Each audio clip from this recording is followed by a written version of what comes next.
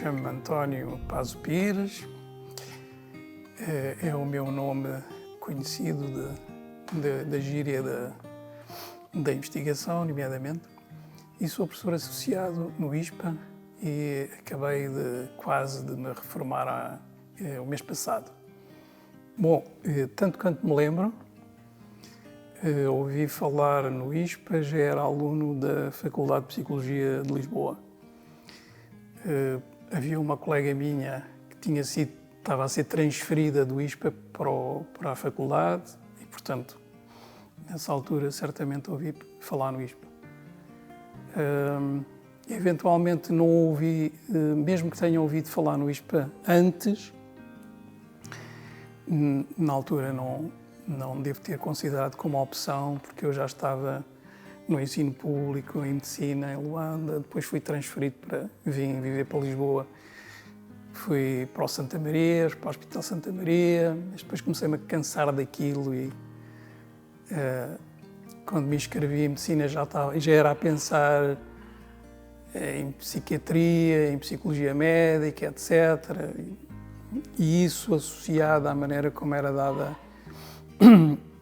a medicina em Lisboa, que era bastante diferente de como era lecionada em Luanda, a ordem das unidades curriculares, etc. Cansei-me rapidamente e sabendo que havia psicologia em Lisboa, porque em Luanda não havia, eu fiz a transferência para a psicologia. Que balanço é que eu faço da minha experiência? É assim, eu costumo pensar nestes últimos 40 anos do ISPA, porque eu sou professor associado do ISPA, não é?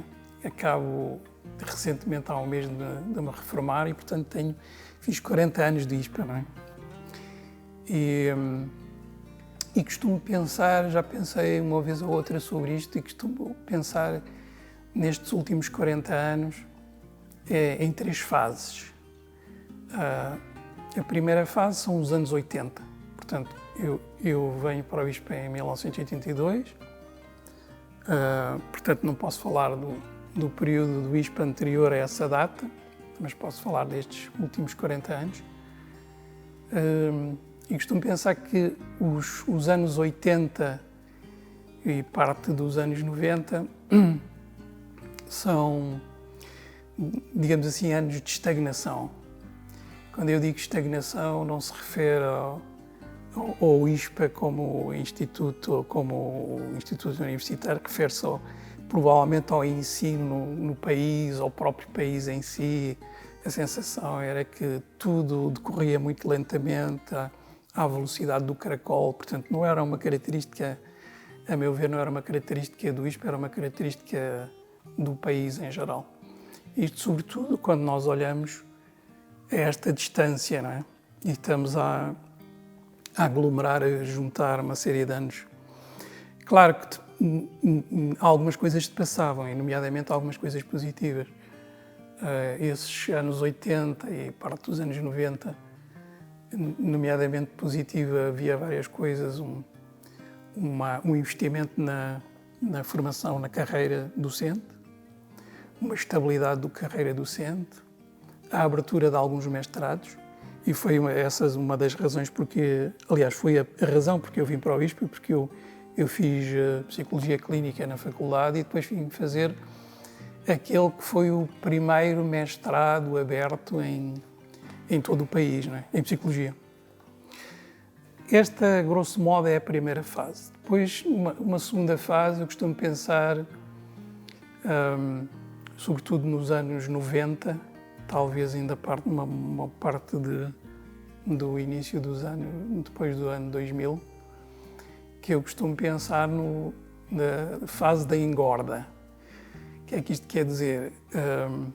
Devido à procura enorme pela psicologia, e nomeadamente pela psicologia clínica, o ISPA cresceu imenso, em número de alunos, muito, muito, muito. E, portanto, eu costumo dizer que o ISPA engordou no sentido para não querer dizer que o ISPA cresceu, porque crescer para mim significava transformar-se, criar novos cursos. E isso não aconteceu, digamos assim.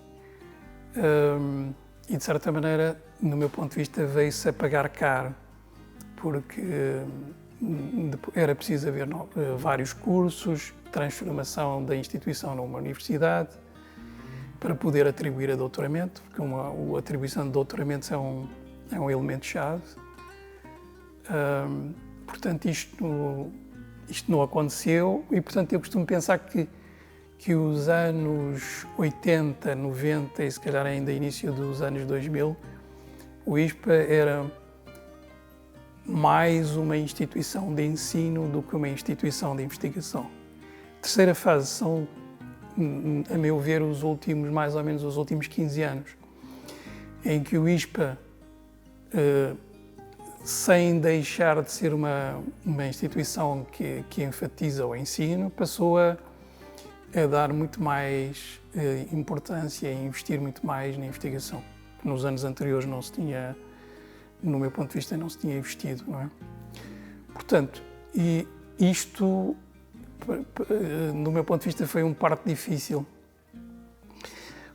Quer dizer, ainda está a ser, mas em grande medida essa transformação já foi feita, ou seja, o ISPA transformou-se numa instituição mais completa, passando a ser uma instituição de referência não só na área do ensino, mas também na área de investigação, que são as duas áreas principais para uma instituição universitária. E, portanto, neste sentido está mais preparada para os desafios do futuro, os desafios deste século XXI.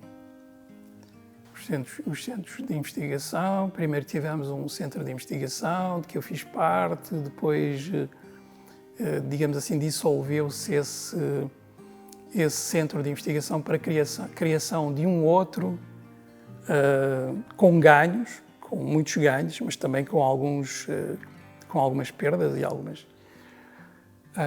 Depois, mais tarde, criou-se outros e, portanto, nesse aspecto agora estamos extremamente bem preparados. A primeira coisa que me ocorre dizer é: não tenho bola de cristal, não sei bem imaginar o futuro, mas uma vez que o futuro próximo vai ser muito semelhante ou vai ser o desenvolvimento do passado recente, não é? Daquilo que eu disse que já tem estado a ocorrer nos últimos 15 anos, digamos assim. Eu acho que o ISPA, sendo uma instituição de referência na área do ensino, na área de investigação, acho que está bem preparado para encarar agora os próximos desafios. Não sei que outros cursos vão abrir no futuro. Agora, abriu recentemente, estávamos a falar há pouco sobre isso, o mestrado de Psicologia Clínica e Psicanalítica, que foi uma coisa pela qual eu desejei, se calhar, durante 20 anos, não é? Se calhar um bocado sozinho, um bocado isoladamente, porque havia muitas pessoas à minha volta que achavam que a aposta não devia ser essa. De certa maneira, veio-se a verificar, de certa maneira, o que eu tinha pensado, que era importante criar esse mestrado à parte, mestrado não integrado, com uma perspectiva psicanalítica, e isso acaba por ser também com o papel, com algum empurrão da atual reitora do ISPA, não é? Também teve um papel importante nisso. Dar um empurrão final numa fase em que eu próprio nem acreditava, nem estava à espera que isso acontecesse, para a criação deste mestrado, porque este mestrado vem como que,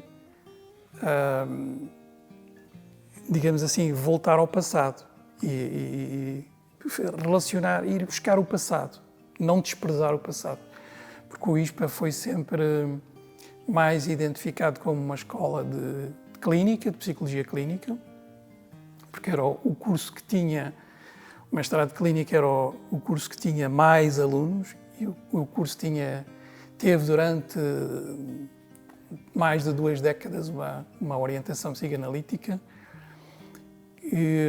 Em todo o lado, nas outras universidades, nos outros países, as coisas transformaram-se e este tipo de mestrados vieram a desaparecer, na maior parte das vezes a desaparecer e, noutros casos, eventualmente a ter uma expressão muito mais diminuta. E este mestrado, a abertura deste mestrado recente, vem reforçar essa dimensão. Continuar a fazer com que o ISPA seja conhecido, nomeadamente não só pela clínica, mas também especificamente pela psicanálise. Isso é um aspecto importante. A transformação do ISPA num instituto universitário, isso foi uma coisa fundamental. Nem sei como é que era possível o ISPA continuar a existir se não se transformasse numa universidade. Não é?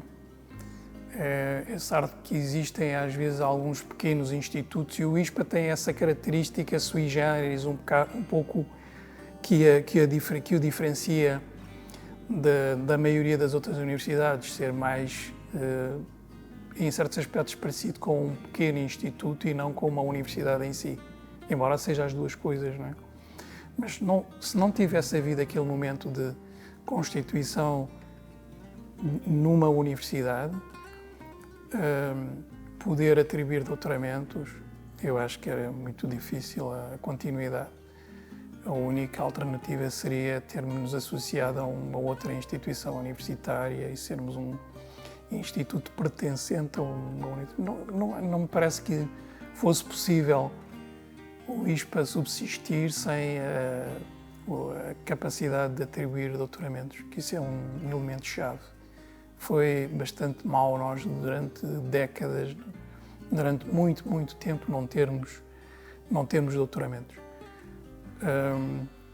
É claro que nos anos 80 poucas eram as pessoas que tinham doutoramentos, não é?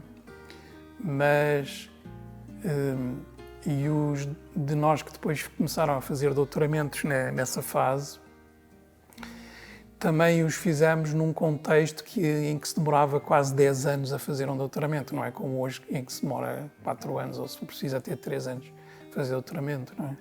Inserido em instituições onde já existem muitas outras pessoas a fazer doutoramento, existe muita colaboração, as pessoas estão inseridas numa unidade de investigação, etc. Nós não estávamos não foi dessa forma que trabalhámos.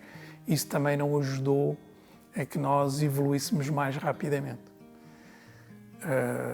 A tal fase de estagnação dos anos 80 e em parte dos anos 90 também acho que tem a ver com isso, não é? Hoje em dia um jovem que com à volta de 30 ou 30 e poucos anos termina o doutoramento já passou por uma série de colaborações, de experiências em trabalhos de investigação, de contactos com vários orientadores, com colegas que estão a ser orientados, etc. Tem uma maneira de trabalhar e uma perspectiva completamente diferente. Eu diria que isso terá sido um momento marcante porque viabilizou o futuro do ISPA, digamos assim. Não é? Eu, em jeito de brincadeira, há bocado tinha dito que ia passar, mas acho que é a pergunta mais difícil que tu me fizeste nesta nossa conversa.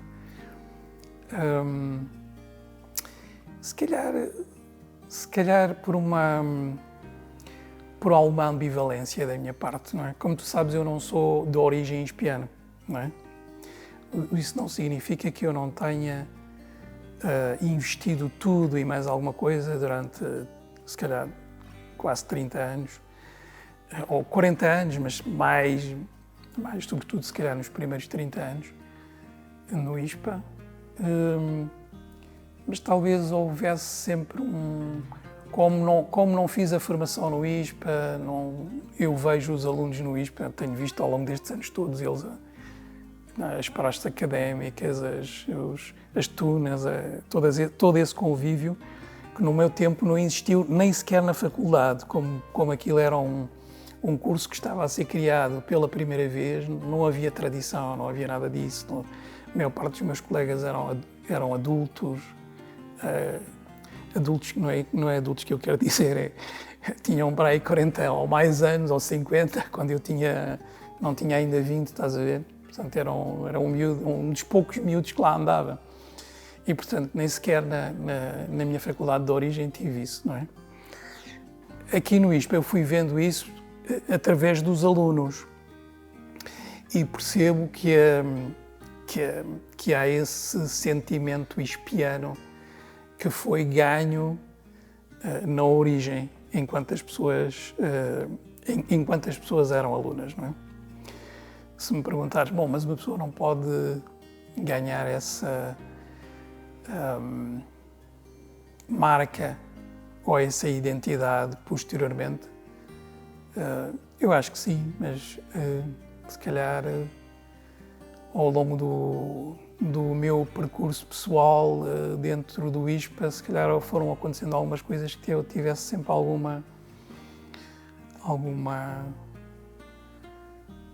ambivalência ou distância. Aliás, tu sabes tão bem como eu, estás ainda há mais tempo do que eu no ISPA, que o nosso viver e conviver, eu estou a dizer de professores, não de alunos, mas de professores, era muito isolado, muito, não é? Certo? Muito, nós passámos décadas a trabalhar em casa, digamos assim. Houve uma altura que nem sequer tínhamos espaços no ISPA para trabalhar no ISPA. E, portanto, isso nunca criou grandes raízes, não é? Portanto, por isso eu acredito, posso dizer que eu esteja enganado. Certamente não tenho a opinião de outros colegas, mas que outras pessoas que fizeram a formação no ISPA têm uma perspectiva diferente de mim neste aspecto. Ok?